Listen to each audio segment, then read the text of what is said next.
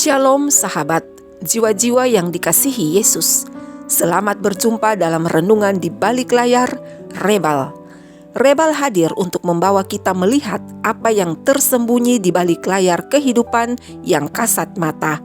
Karena tidak semua yang nyata bisa dilihat mata dan tidak semua yang bekerja terdengar telinga. Rebal mengajak kita berhenti sejenak, menyingkap tirai dan menyadari bahwa hidup ini lebih dari sekedar yang terlihat. Untuk itu, mari bersama menyelami Rebal kali ini dalam misteri keberadaan dunia roh yang seturut dengan kebenaran firman Tuhan. Mari berdoa. Bapa di dalam Yesus yang penuh kasih, bukalah mata hati kami melalui perenungan ini. Ajari kami memahami bukan hanya pada dunia yang kami pijak, tetapi juga pada dunia yang Engkau izinkan bekerja di sekeliling kami. Jauhkan kami dari ketakutan, penuhi kami dengan hikmat dan kebenaran-Mu. Dalam nama Yesus Kristus yang berkuasa, kami berdoa. Amin. Sahabat Rebal, sering kita tidak menyadari bahwa seolah-olah hanya dunia nyata ini saja yang ada. Dunia yang bisa disentuh, diukur, dihitung dan dibuktikan. Padahal Alkitab dengan jelas menyatakan bahwa realitas terbesar justru adalah yang tidak kelihatan.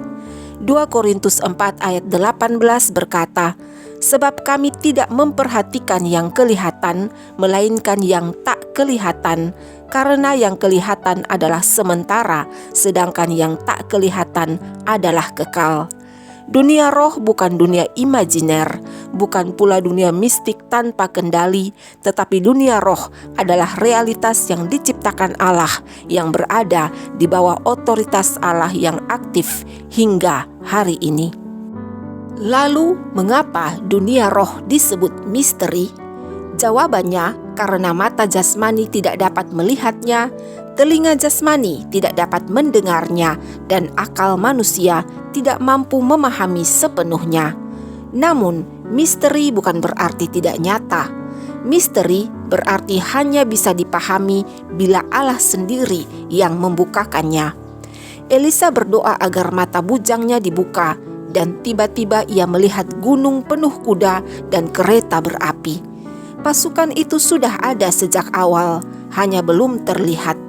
2 Raja-Raja 6 ayat 17, lalu berdoalah Elisa, "Ya Tuhan, bukalah kiranya matanya supaya ia melihat."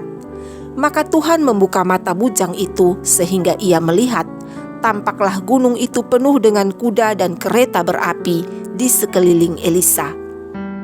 Salah satu kisah paling jujur tentang dunia roh terdapat dalam Daniel pasal 10. Daniel berdoa dan berpuasa selama 21 hari.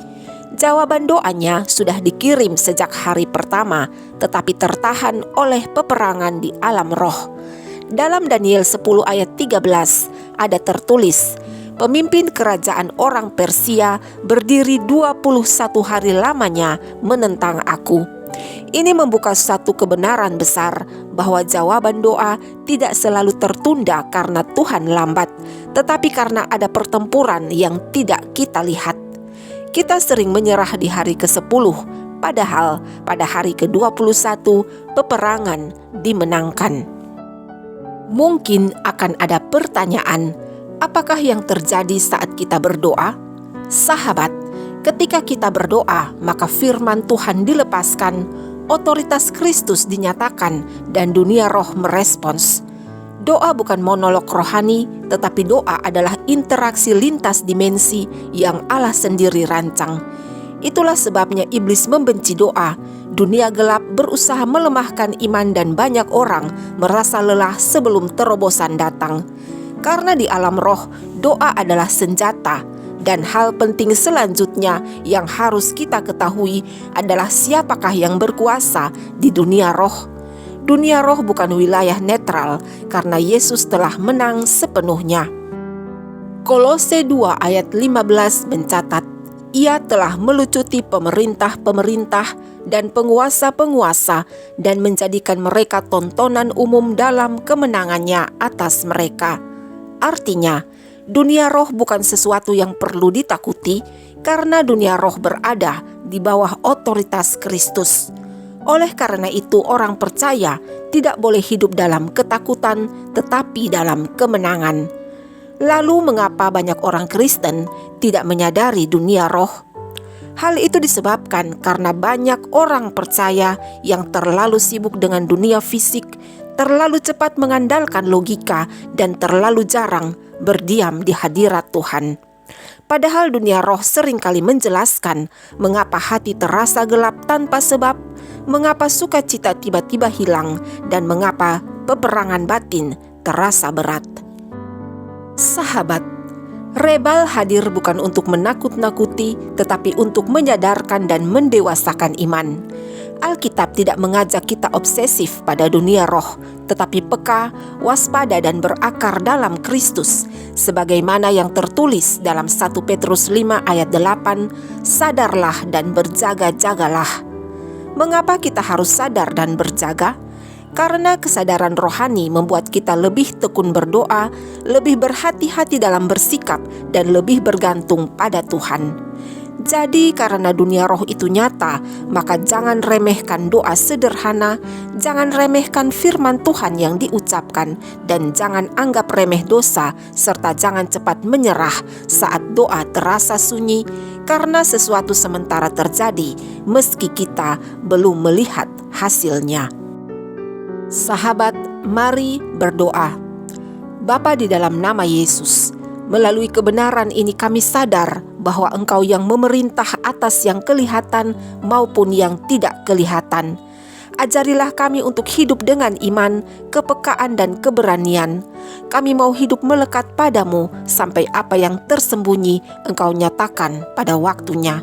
Dalam nama Yesus Kristus yang berkuasa, kami berdoa. Amin.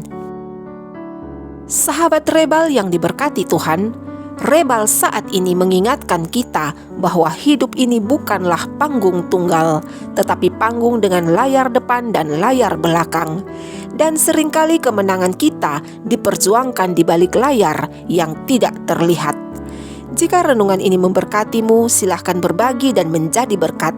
Sampai jumpa pada renungan di balik layar dengan topik yang berbeda. Tuhan Yesus memberkati. Shalom.